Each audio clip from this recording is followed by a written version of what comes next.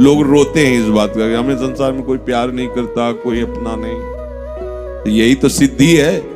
आओ इधर, हमारे मार्ग में ये लाभ है कि कोई हमें प्यार न करे। भर्तृहरि जी ने भगवान शंकर जब प्रसन्न हुए, प्रकट हुए, तो वरदान मांगा कि कभी कोई सम्मान से मुझे एक टुकड़ा भी न दे, क्योंकि ये सम्मान, ये प्यार प्रभु से विमुख कर देता है।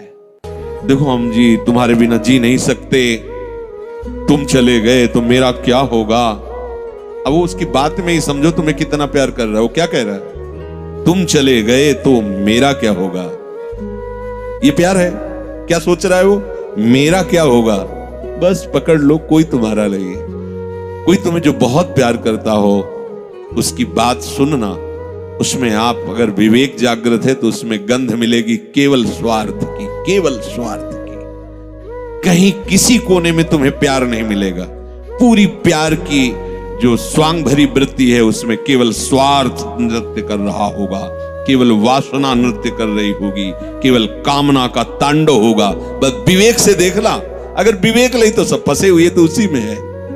प्रभु कह रहे हैं कि जब साधक भगवद आश्रय नहीं लेता तो कहीं ना कहीं उसके हृदय में भोक्ता और कर्ता भाव बना रहता है, अहंकार के कारण। फिर वो विषयों का चिंतन करता है।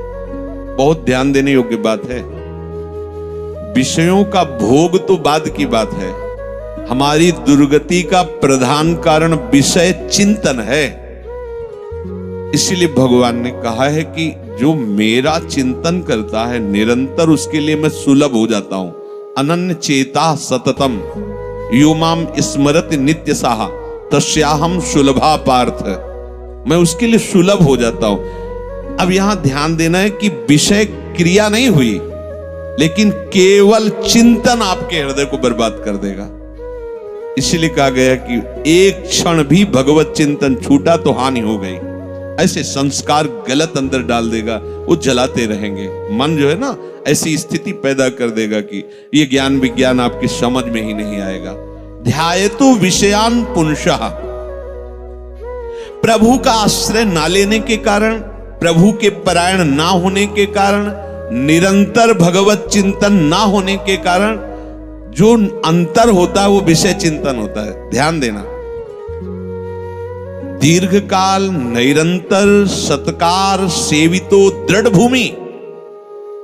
जब दीर्घकाल तक निरंतर भगवत चिंतन का अभ्यास किया जाता है तो दृढ़ भूमि वो इतना पक्का हो जाता है कि फिर आप छोड़ना भी चाहो तो नहीं छोड़ सकते। जैसे विषयी पुरुष भले कहीं भागवतिक स्थान में भी बैठा हो पर वो अपना ही दृश्य देखेगा, अपना ही चिंतन करेगा। ऐसे भागवतिक पुरुष भले ही वो विषय प्रपंच में बैठा हो लेकिन वो अपना ही दृश्य देखेगा, अपना ही चिंतन करेगा।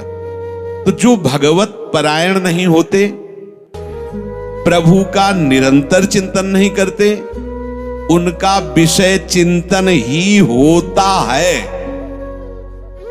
वो विषय चिंतन ही करता है ऐसा नहीं कह रहे, स्वाभाविक होता है विषय चिंतन उससे, क्योंकि भगवत परायण नहीं है, निरंतर भगवत भजन का अभ्यास नहीं किया तो होगा क्या?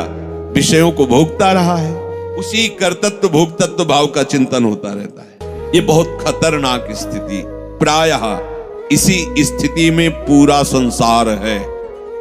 बैठे बैठे बस वही चल रहा है, ये किया वो करूंगा, ऐसा बना लिया वैसा बना लूंगा, अब इतना ऐसा हो जाए फिर वैसा हो, और ये सब का सोचते सोचते काल आ गया, मृत्यु, शरीर छूटा। अब जो सोच रहा था, जो सोचा उसके परिणाम से दूसरी योनि मिली। बस यही चक्र चल रहा है।